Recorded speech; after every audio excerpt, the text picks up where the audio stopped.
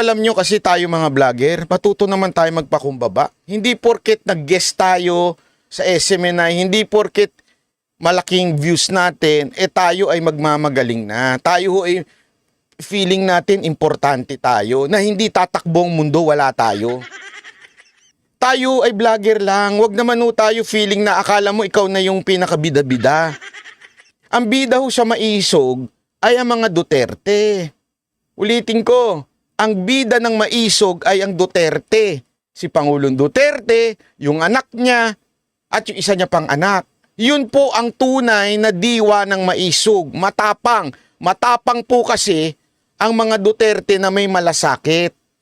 Huwag tayong feeling porket nabigyan lang tayo ng pagkakataon mag-appear sa SMNI o di kaya naman maraming nanonood sa atin, kailangan mag-adjust sila sa oras natin.